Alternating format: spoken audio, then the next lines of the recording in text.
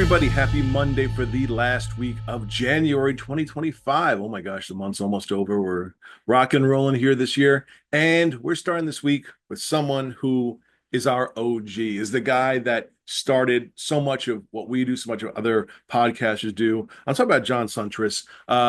He does Word Balloon and he gets everybody in comics. It's absolutely amazing. He does a great interview. Besides comics, he does sports, pop culture, sci-fi. He knows everyone. And he's a baseball card fan too, like myself. So we bond over that, and just an all-around wonderful guy. And so to be able to talk to him, how he got to be where he is, and give us some advice, and to hear about some of his favorite interviews, it's really been an absolute pleasure, and I think you're gonna love it too. So here's John, Mr. John Siuntres. Sir, thank you so much for taking the time. Oren, thanks for inviting me. I'm glad to be here. So let's start at the very, very beginning. How did you first discover comics? Oh, good Lord. I was lucky. I came from a family of adult, or rather older brothers and cousins that were reading comics well before I really got started, and had a lot of coverless 60s and early 70s comics that were hand-me-down comics. And then also my barber was down the street from my father's restaurant, Vince's Barber Shop, and I remember reading distinctly Carmine Infantino flashes, and I forget who during the late Silver Age was doing Green Lantern, but I remember seeing some of the great the bird Green Lantern, and now I'm blanking on his name, Tomari. Okay. Yeah, and the tree and some of the weirder Green Lantern aliens and stuff like that. And all those great Carmine Infantino covers for the Flash of like he's in a house of mirrors and there's fat Flash and real thin Flash, or his costume is in tatters, all that stuff. Yeah. So I was a DC kid at first. It took a couple of years when I started getting an allowance before I started reading Marvel. Now, for you, how important was Marvel having someone like Stan Lee being out there and hyping up the brand, affecting you as a buyer? I remember reading old Stan soapbox, little columns and stuff, and certainly a lot of those early 70s comics would have little comments in the gutters. Mhm. But I really didn't know about Stan Lee until I really started getting into the reading and stuff. My first exposure to Marvel really was the Marvel superheroes cartoon of the 60s, Okay. which was run in the afternoons, weekday afternoons, like part of the rerun package of the Flintstones and things like I Dream of Jeannie, and regular TV as much as animation and stuff. So yeah, that was really like, God, I loved Captain America and the Hulk and Thor, and the 67 Spider-Man, Right. Ralph Bakshi cartoon. That was a big deal. So yeah, Marvel was more of a cartoon thing for me than a comic book thing. So, how do you decide you want to be kind of part of the community and sort of capture the stories of these creators? That's a good question. I spent a lot of time in radio, both in Chicago and downstate in Bloomington, Illinois, and I was working behind the scenes for Sporting News Radio, uh, doing program features on my specialty was boxing, so I was getting a little bit of airtime. But I wanted to do something that I could do more interviews and not have a conflict of interest working for the radio station. So this is 2005, and podcasting was relatively new. I think Comic Geek beat me to the air by about 6 weeks or so.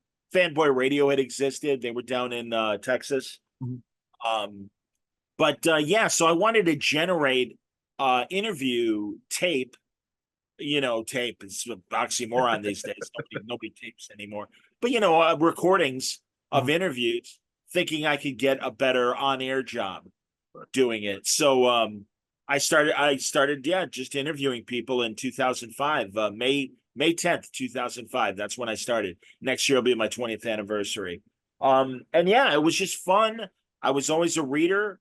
I figured this was an area that was starting to get interesting because of things like the Sin City movie and Batman Begins, and that the movies were paying attention to comic books more. So I'm like, oh, this might be a good opportunity to kind of slide in and use my radio skills in this capacity. I was to say, because those radio skills help, because what I love about your show is that it's a conversation between either one or two people. It's not, an inquisition. It's not, well, what was it like? Da, da, da. It's just two people talking back and forth. And how did that style come up that you just said, let me just talk to this person like just any old guy? I think it stemmed from my radio experience doing sports talk radio, and certainly you had to talk about the game of the moment or whatever.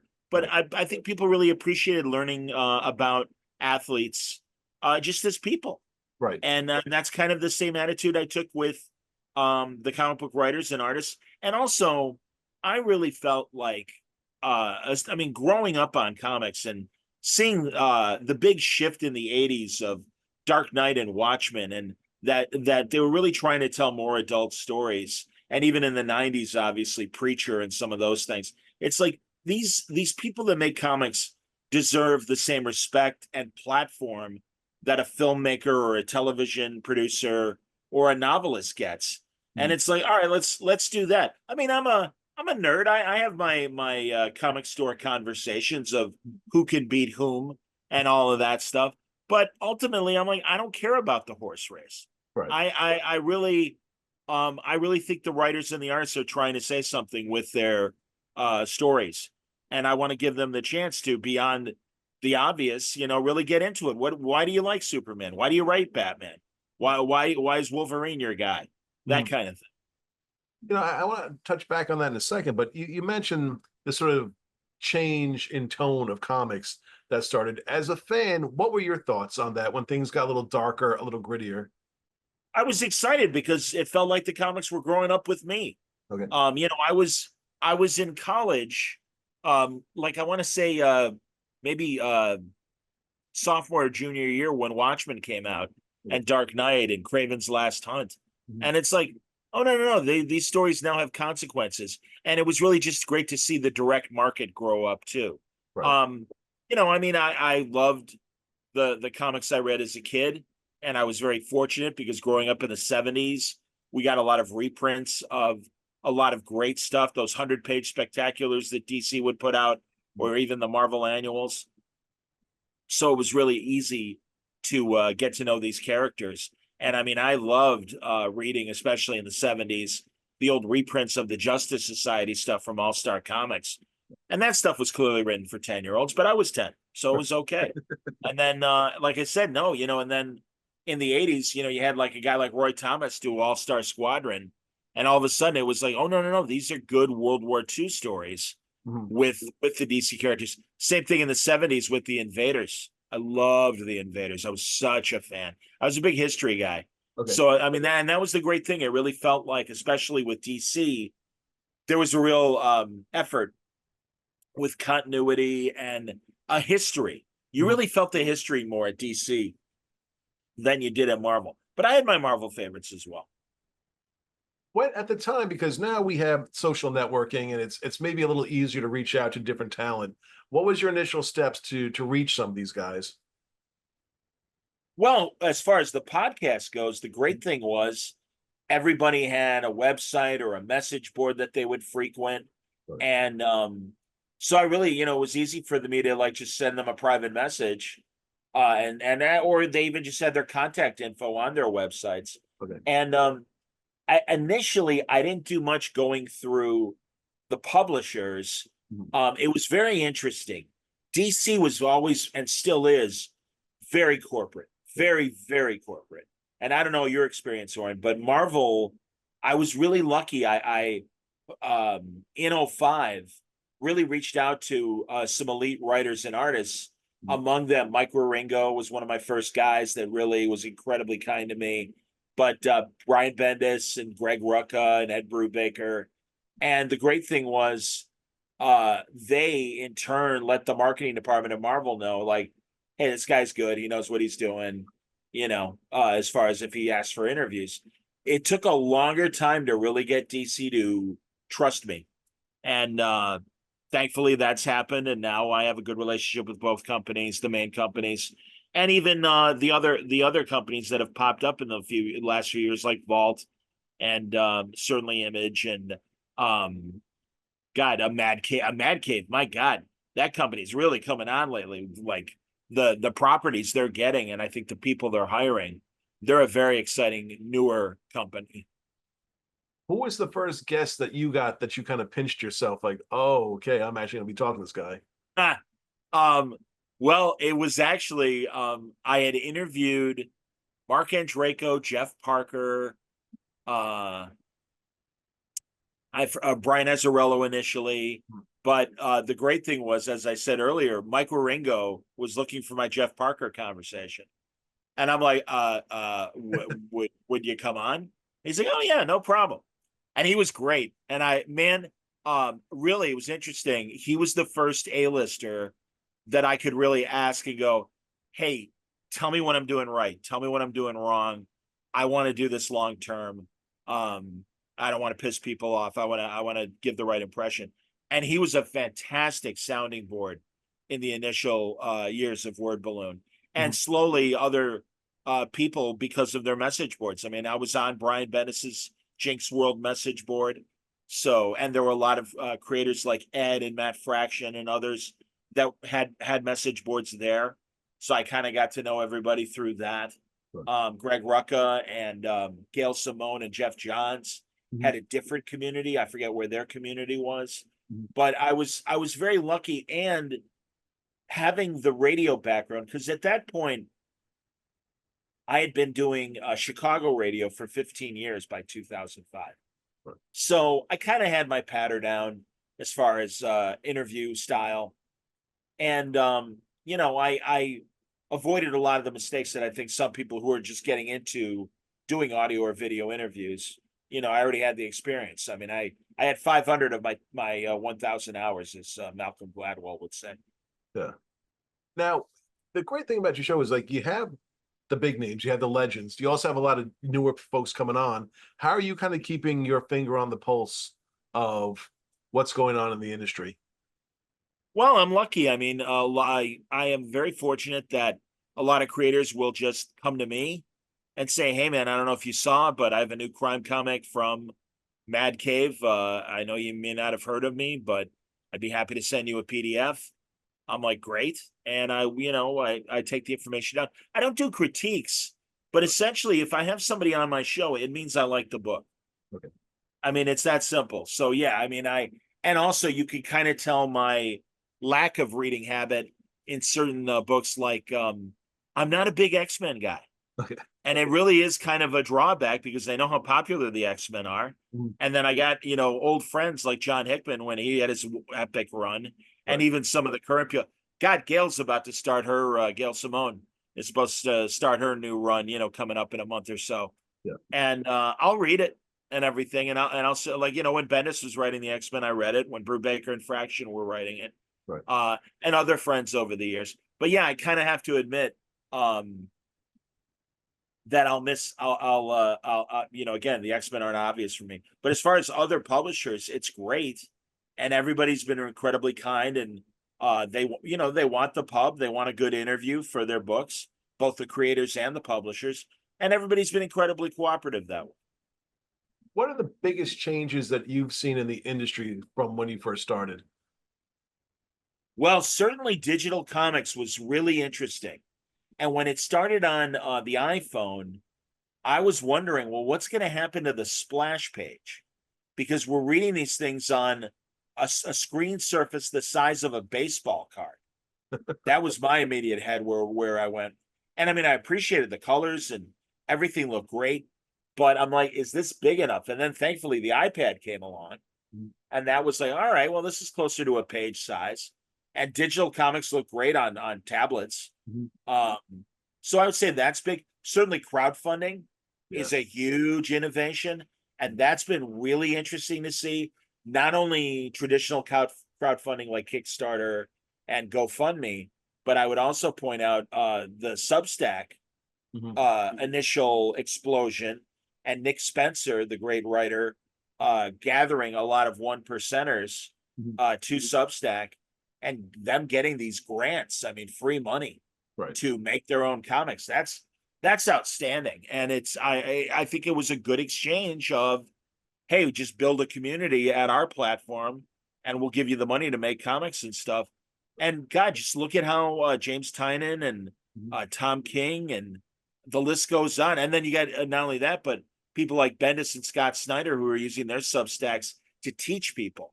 Right. And I think that's terrific. So yeah, those are the big ones that I would say, digital comics and crowdfunding comics, because the great thing is even uh younger creators or less experienced creators, if they have a proof of concept, they can find an audience. Yep. And I have my buddy Ryan Brown with God Hates Astronauts had much more success with Kickstarter than he did doing the occasional image fill-ins that he did over the years.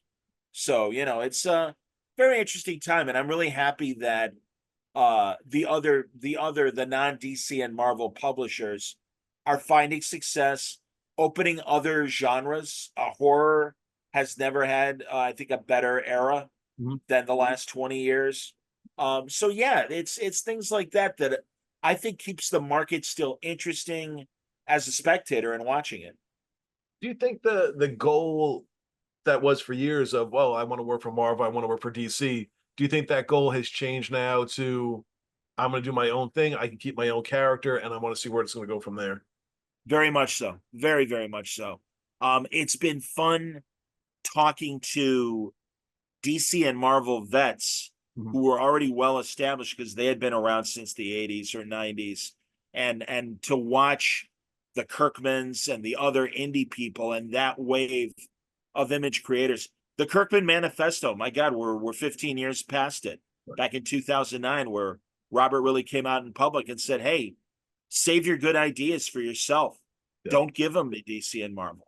And look at the success he's had with not only Walking Dead, but Invincible. And I think a lot of people have taken it to heart. And there have been other great success stories because of it. So yeah, I think the mountain has moved from, wow, someday I'll work for DC and Marvel. And I think that's still a goal for a lot of people.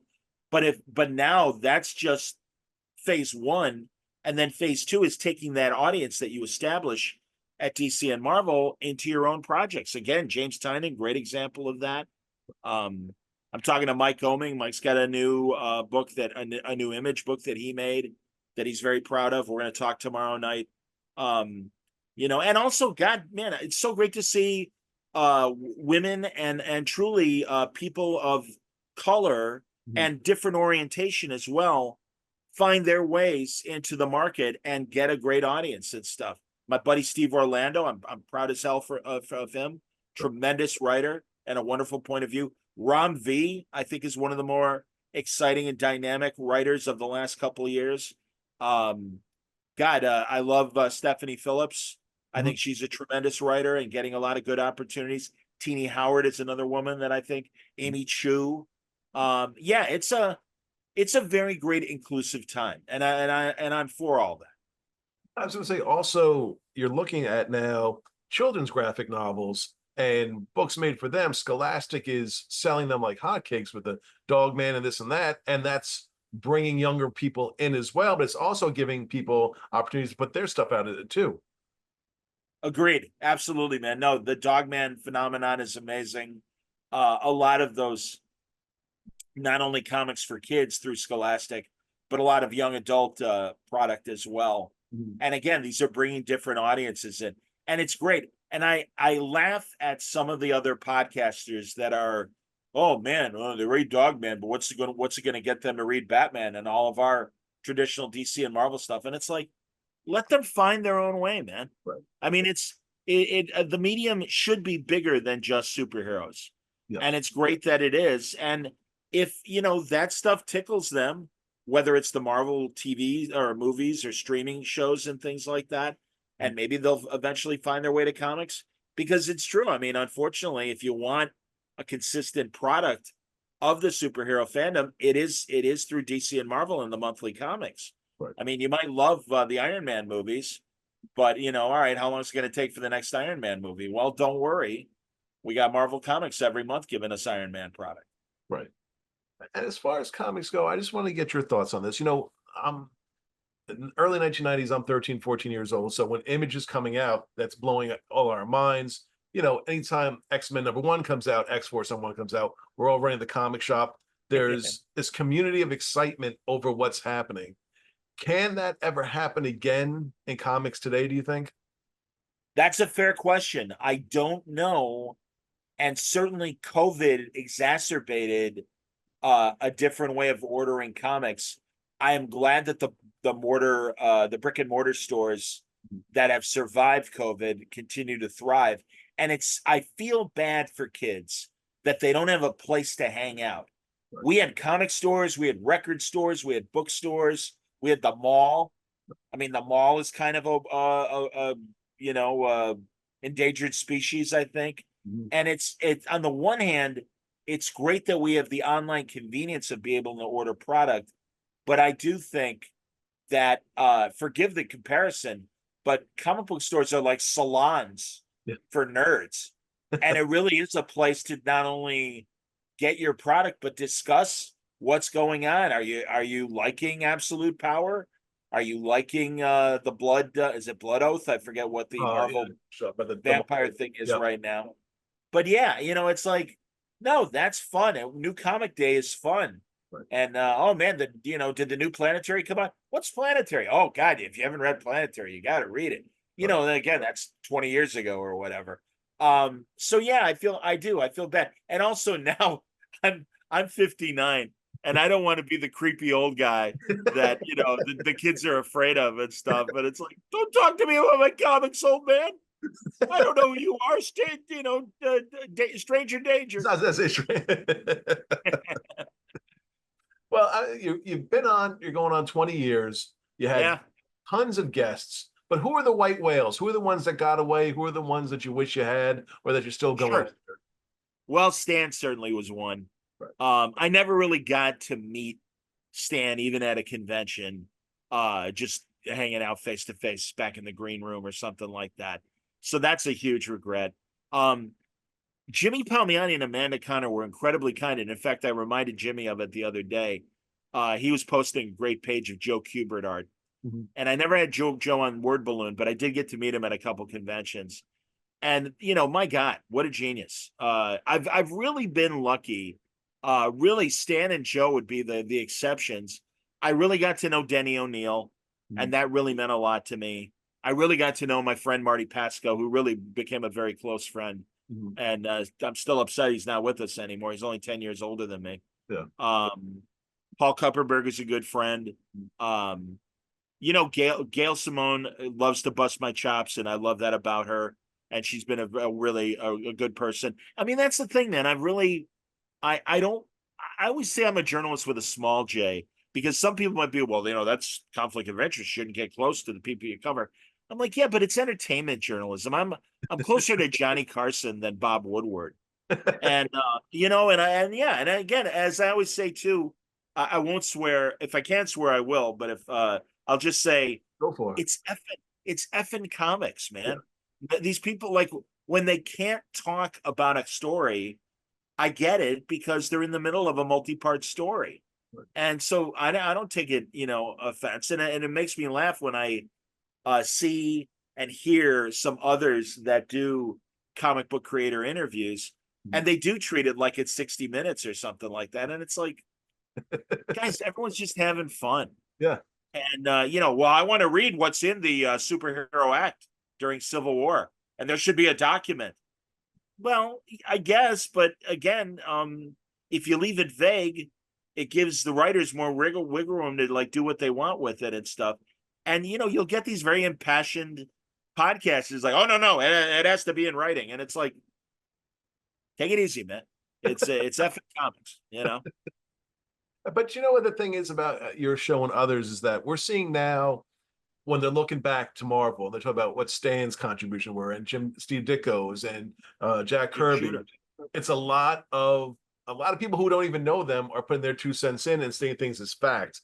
You've gotten people on the record to talk about these projects they worked on. So when folks would go back and be like, no, in this interview, they said da da da da da, like this is right there. It's not, well, I think that Jack Kirby didn't like to do this because like you weren't there. You don't know. 100%, Oren. Absolutely. And it really, my favorite punching bag that I'm always an apologist for this person Mhm. is Vinnie Coletta, Okay. because the stories go around and, oh, he erased a lot of Jack's lines. And it's like, yeah, he did, but this is deadline art that had more times than not, they would hand that shit to Vinny Right. because he'd get the job done. And that was the key. The art was not as precious as a lot of people who are podcasters now make it out to be. Right. It was just these guys were punching a clock, turning in their pages, getting their vouchers, getting paid. Mhm. And yeah, if it meant erasing a couple lines to get that final panel done, they erased the lines. Yeah. And even the Ditkos and the Kirbys and those legends were not precious about their own art. I mean, my God, you probably know the stories about Ditko, that people would visit his studio and he would have like pages that were shredded because he'd be like, I don't know, sharpening X-Acto knives. I'm not exactly sure, but he would be using his own original art. Yeah. And oh my God. And again, we love this stuff. I mean, this stuff is gold to us. And literally, if you own it and, have the right situation in an auction or whatever, or buying, original art, no, it's incredible. But yeah, it was not, it's to the people making it, it wasn't as precious.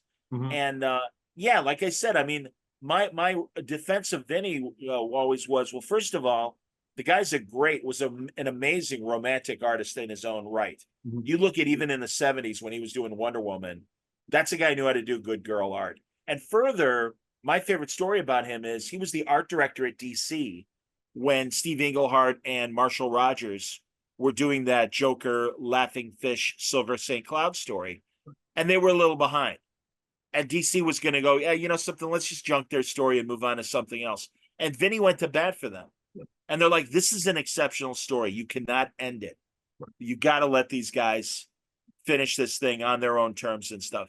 And he made that happen. So, I mean, that's the thing, man. People are complicated. Yeah. But unfortunately, it's the old wives' tales that do get passed down from generations. And that is why I'm happy to do it. I always say this: the 20th century, there are gaps where before 1990 everything was not videotaped, and so there are places where you need to go back to the people who are really there and say, well, Ramita Senior says he really plotted Spider-Man, Right. and Stan really dialogued it. Is that true? Well, yeah. I mean, and you talk to Mhm. Johnny Jr. and Johnny's like, oh God, I can't tell you how many car trips we're driving around, and Dad's like, yeah, Spider-Man's gonna fight Doc Ock, and this happens. What do you guys think? What should we do?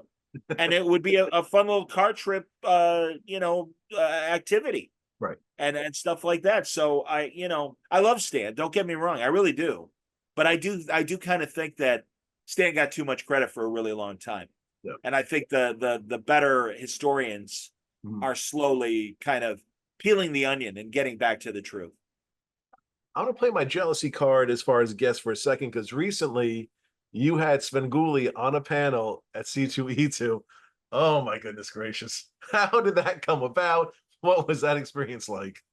Oren, I can't tell you how fortunate I am because I grew up in Chicago, Mhm. not only growing up watching Rich Coe's Our Svengoolie, but Jerry G. Bishop, the man before Rich Coe's. And at that time, Rich was just writing for him. And he also worked for him in radio, local radio as well. And I have really been lucky to forge this nice, I'll call it a friendship, because I know he really gives a damn and then really is like, hey man, how are you doing with me? And I'm like that with him as well. But he really was a broadcast hero of mine. And I was from that 5 channel growing up world as you were, pre-cable, Mhm. where local TV had our kids hosts and people like that. And so Rich really continued that tradition. I grew up with the generation before his. Mhm. Rich is about 15 years older than me. But we I'm such a TV and radio nerd, both from a network but also local standpoint. Mhm. And he's worked with so many guys that I really admired growing up as a kid, and he admired and worked for them. He's the last man standing, and it's so great that about 15 years ago, MeTV Mhm. made him national. And it is so fun to be at a convention with him and see the celebrities Yes. that are excited to meet him. Joel Hodgson from Mystery Science Theater Mhm. 3000. Before I was going to do a video interview with me, he's like, "Can I talk to him for a second?" I'm like, "Absolutely." Pumps his hand. Of course, your show's a massive influence on what we do. Mhm. And Mark Hamill is a fan of his. Dana Gould is a fan. The late great Gilbert Gottfried. Mhm. All these wonderful comedic people are massive fans of Rich. And Rich is just this local guy who, is doing a local show. And I'm like, Rich, isn't this amazing? You're from that tinfoil on the UHF antenna, era Mhm. of watching you through the snow, the reception snow, and now you're national. And yeah, like he couldn't believe it when Mark Hamill emailed him, and he's like, "Come on, you're not Mark Hamill." And Mark Hamill's like, "Here's my number," and he called him, and he goes, "Now do you believe me?" And he's like, "Oh my god, it's amazing." One of my favorite things about watching there is, he does that on the road and he's at the different cons and he's talking to George Perez and he's excited to talk to George Perez and George Perez is even more excited to talk to him. And it's just like, I don't think he realized how much of an impact he had on so many folks. Absolutely, Dan DiDio, Yes. former DC publisher, Mhm. comes to him and goes, "Hey, I want to do a special where Svengoolie meets the Justice League." Mhm. And he's blown away because he's from that 10-cent Yeah. era of buying comics in the late 50s and early 60s. Mhm. And it's like, oh my God, these guys know who I am. So no, he has a ball at conventions, and he is a rock star. And Yeah. that is so, again, given that he was this just local kiddie TV host Right. to being I mean, so many generations, grandparents are bringing their grandkids to Yep. watch his panels and watch the show every week. I Mhm. watched last night Angry Red Planet. Yes. Fantastic movie. Besides comics, I know you and Franco do the show about Star Trek. Now, I'm a Star Wars guy, but I know there's new Star Trek stuff out. Every time something new comes to Star Wars, it becomes the civil war on the internet about it. Someone has an issue with this, that, and the other thing. Is it the same mindset with Star Trek? Because it seems like with Star Trek, folks seem a little calmer about things. Well, they might seem on the surface and they may not be as vocal as the Star Wars trolls. I'll confess I'm very disappointed with a lot of the new product that they're putting out for Star Trek. Okay. Ironically, and it just dropped on Netflix, the kids show that they made technically for Nickelodeon, Mhm. Star Trek Prodigy, is the smartest and most true to the original formula of Star Trek that we're getting. I really think, unfortunately, a lot of the writers, our rookie writers, Okay. they don't have the pedigree that the guys from the 60s, certainly not. I mean, we had a lot of classic Theodore Sturgeon and Harlan Ellison and Robert Bloch and literally like the greats of sci-fi and fantasy literati writing Star Trek episodes. In the 80s, a lot of these writers are now showrunners Mhm. from the Patrick Stewart Next Generation era and all the sequels that came from that era up through Enterprise. I think there are a lot of fresh-faced hires that are going on current Star Trek, and they play at Star Trek. They don't understand, forgive the word, the gestalt of Star Trek. And also they don't write smart science fiction. I think Star Trek was a great place to have a moral debate and really let the viewer decide what the right decision is. I feel, unfortunately, and I consider myself politically aligned with a lot of the Star Trek opinions. Mhm. But that said, I think they tell you how to think Okay. and really kind of have an attitude of, well, it's this way or no way. And it's like, that's not how the world works. And God, we're in, and we don't have to go into it, but Mhm. we all know from a political standpoint that America is just divided more than ever. You need things to really unify us. And Mhm. I can honestly say, as an old-fashioned liberal, that I have friends that are conservatives and still found value in Star Trek, and we all love the same thing. And that even goes for even comic conventions. Forever, it just seemed like, all right, we can put our politics aside and enjoy this nerd crap that we love. And again, I think sadly the polarizing elements are really dictating. Well, you have to only like this comic, and you can't like that comic. And the same goes for Star Trek, where you've got to think this way, and if you don't, then you're wrong. You're just wrong. And it's like, I don't know. There was more of a debate, and I think they did a better job of showing, like in a Vietnam analogy from the original series. Do we arm the alien natives so they can fight the other natives that are getting arms from the Klingons, or do we just kind of let them go? And that was the South Vietnam issue against North Vietnam, and they really presented both sides. Is that what is the right decision? And frankly, they did the conservative decision ultimately because Kirk orders them to create rifles for the natives that don't know weapons and now have to learn weapons. And yeah, I mean, again, I think Gene Roddenberry was very much a liberal of the 60s, Mhm. but he also was a World War II vet and had a lot more life experience, I think, than a lot of the writers now. You'll forgive the essay answer, No, no, but no. you I, know, I think you're right that there is somewhat of a heavy-handedness with writing nowadays that um, it can turn people off either from one side or the other. Um, but yet I still find myself watching these Star Wars shows, and I enjoy them. There's always moments of you can enjoy, but I don't know if it's as much fun as it was when we were growing up. I don't know if that's ever going to come back. well, and also I think the corporate masters, Mhm. they make widgets. Yeah, They don't have the passion that a Roddenberry or a Lucas, right, these original creators had. Lawrence Kasdan. right. Oh God, I can't think of her name now. The woman that co-wrote Lee Brackett, who Mhm. co-wrote Empire. These are people that all they did was write science fiction. And now I'll point to Star Trek and the guy Alex Kurtzman. Alex Kurtzman is a television executive. Yeah, he wrote, and he wrote with J.J. Abrams Mhm. on stuff and was part of J.J.'s team that brought the Star Trek movies to light, the Kelvin movies. Um, he even confessed of the three main people that wrote those Chris Pine Star Trek movies Mhm. that he was the least of a Star Trek fan. I'm sorry, it shows, Right. and I really don't think he understands what makes good Star Trek. And I think the few examples like the Christopher Pike show, Strange New Worlds, but Mhm. even more so the Star Trek Prodigy. I don't think they pay attention to animation the way they do live action.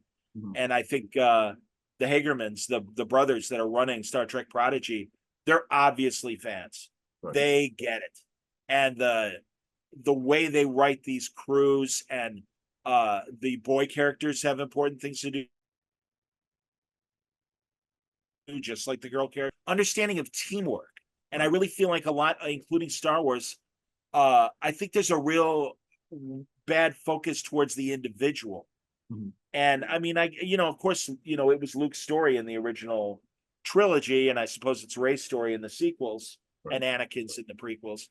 But I don't know. It just Star Trek is a team idea, Right. and I think they don't know how to write that. They don't know how to write military protocol. Mhm. They're constantly congratulating people for just doing their job, and it smacks of sadly this 21st century idea of, oh, let's really nurture the people that work for us. And it's, I don't know, it kind of bothers me. It's like, no, man, these are people in the military. Right. Of course they, good job, and that's fine. It's like everybody gets a trophy. It's that mentality. I would take a left turn because there's another nerd thing Sure. you and I have in common, which is baseball cards. Now, I know I've seen we're friends on Facebook. I see you posted some stuff on baseball cards. Are you still collecting now?